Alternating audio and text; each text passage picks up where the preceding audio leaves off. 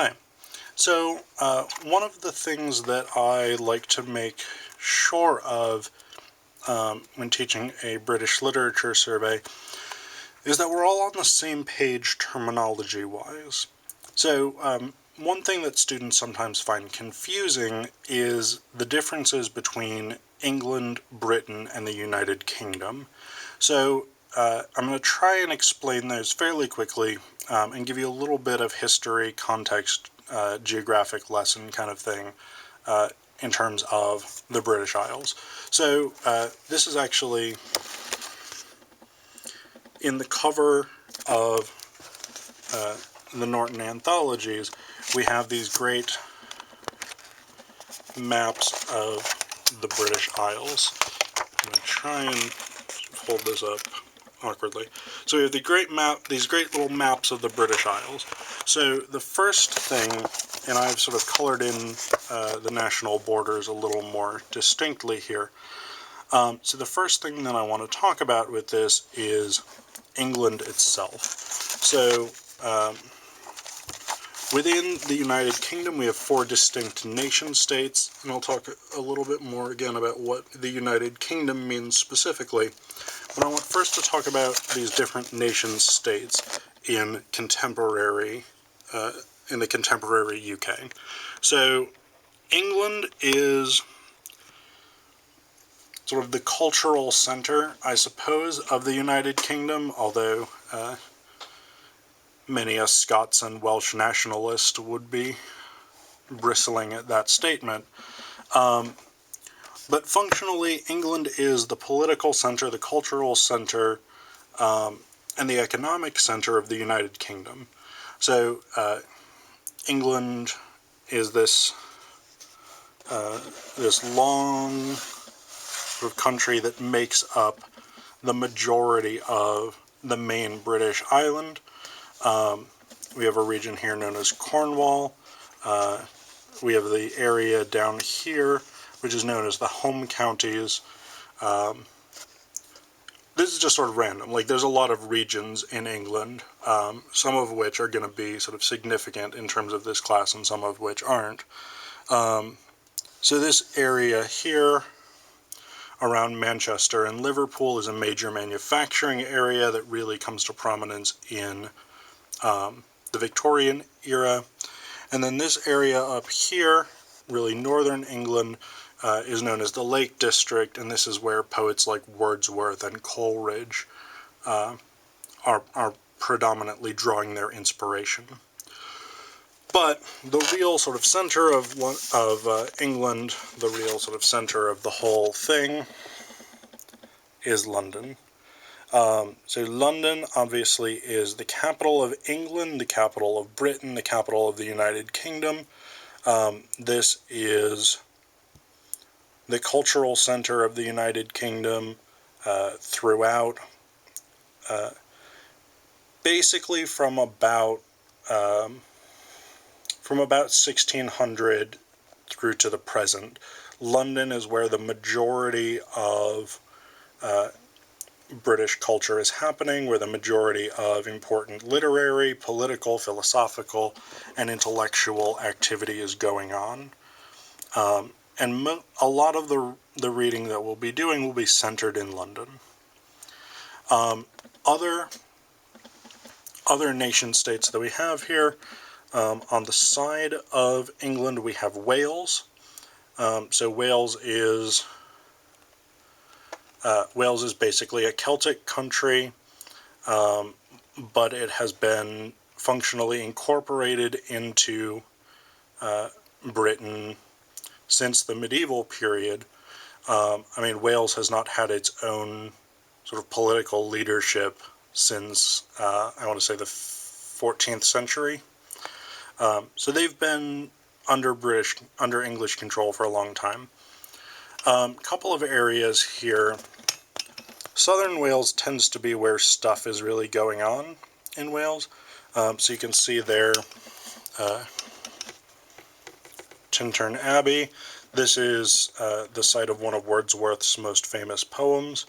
And then Swansea over here. Cardiff is the capital of Wales. but Swansea and Cardiff are both important areas that help inspire Dylan Thomas, who is from Swansea.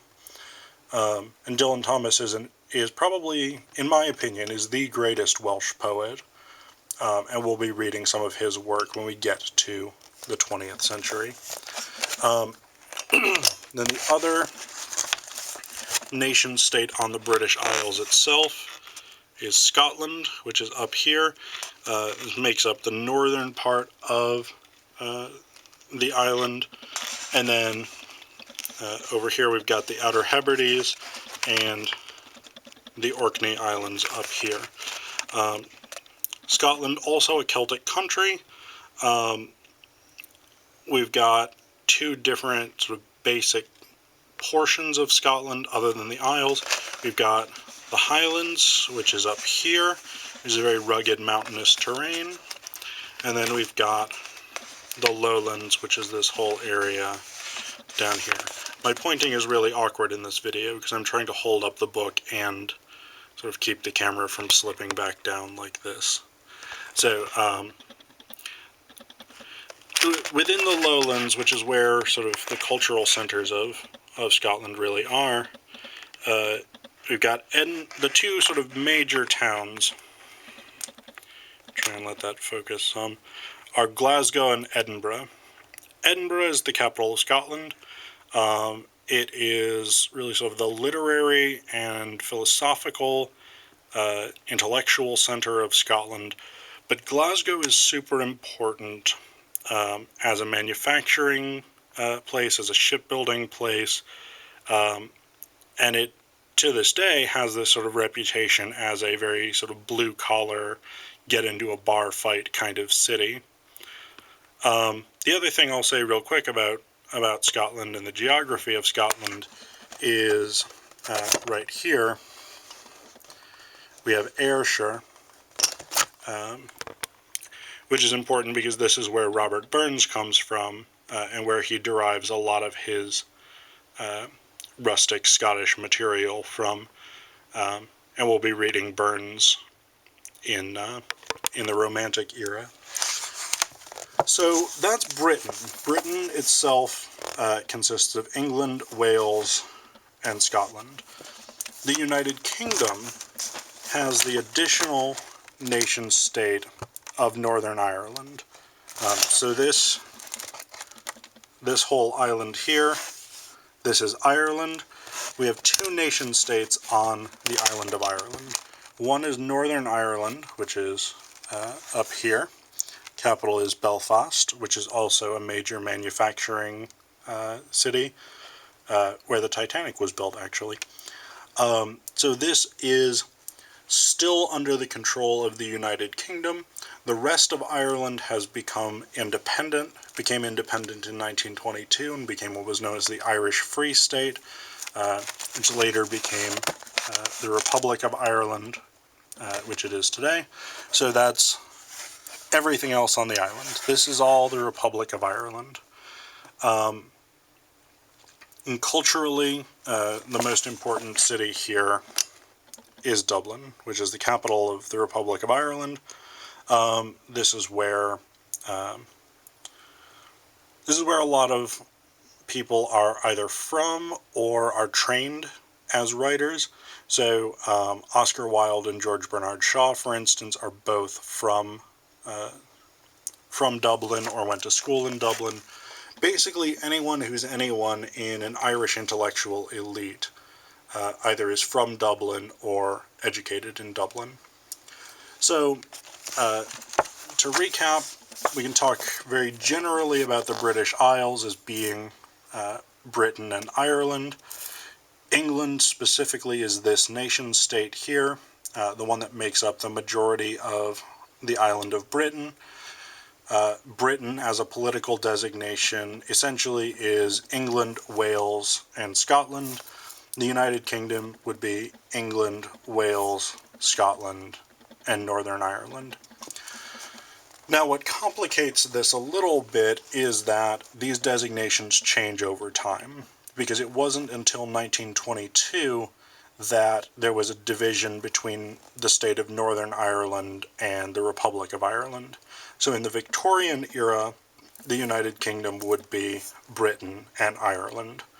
So, I mean, these are general sort of spatial guidelines, geographic guidelines, but they will also depend on historical context.